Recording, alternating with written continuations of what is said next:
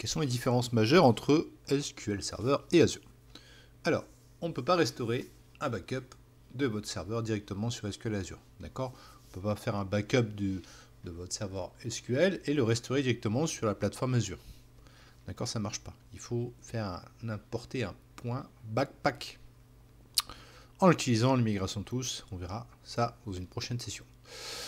Ce n'est plus de votre responsabilité en ce qui concerne le Max Server Memory, vous ne ferez plus. Max Worker Thread, la dimensionnement des fichiers physiques, vous ne le ferez plus aussi, ça ne sera plus de votre responsabilité. Le dimensionnement de la TMDB, vous, de toute façon, vous n'aurez plus accès à cette fameuse base système. Les backups et les restores, on ne gère plus. Et l'application aussi des patchs de sécurité. Ce n'est plus de votre responsabilité. Azure fournit son propre service de haute disponibilité. Donc, pas de log shipping, pas de mirroring, pas de failover clustering, pas d'availability group, pas de always on. D'accord? Azure fournit son propre AG. Ok? Ensuite, les liens serveurs sont remplacés par des external tables. D'accord? Plus de liens serveurs, external table. Ok, donc ça, faut le savoir. L'application est limitée à un subscriber, un abonné pour Azure, et ce n'est pas un éditeur. On va se restreindre au subscriber.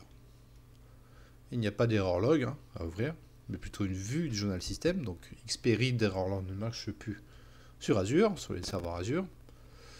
Le service broker et le database mailing n'est plus disponible. C'est un autre service cloud qui le gère. Et il y a aussi, pour finir, pas d'agent SQL sur le serveur Azure. Donc on peut voir en premier lieu qu'il n'y a pas de base de données système, mais juste la base de données master, donc il n'y a pas de TMDB et de modèle. Ok. Dans sécurité, on n'a pas aussi d'interface graphique. Si on fait un clic droit sur le login, on voit qu'ici qu'il n'y a pas d'interface graphique, il n'y a pas la notion de propriété. D'accord? Donc si je fais générer un script de connexion, on s'aperçoit qu'il y a juste le login et le mot de passe. D'accord? Donc on voit que c'est assez limité. Pas de journal des logs aussi, d'erreur. Si je fais un XP-Read error log, on s'aperçoit que ça n'existe plus. On va passer maintenant par une vue système 6 event log. D'accord, qui va nous permettre de voir éventuellement toutes les connexions qui ont été établies avec succès, login fail user, etc. etc. D'accord? Pas de use, alors ça, il faut s'y habituer, je vous avoue, c'est un peu spécial. Donc on ne fait pas de use. Donc le use n'est pas supporté sur des serveurs qui hébergent Azure. Sur Azure, pardon. Donc pas de use. Donc pour switcher sur une nouvelle connexion, il faut juste faire une nouvelle requête et voilà, là vous pouvez utiliser votre nouvelle query sur cette base de données. Mais le use n'existe plus, il faudra s'y faire. Pas de SQL Server agent, donc vous voyez qu'ici il n'y en a pas. Pas de SPO2, SPO2 pardon, si ça existe toujours, heureusement. On a toujours notre bon vieux SPO2 qui existe pour voir les transactions qui existent. On va avoir aussi quelques DMView spécifiques à Azure, donc database usage. Hop, on voit, ça permet de savoir votre taux de consommation sur Azure, d'accord, par rapport aux bases de données.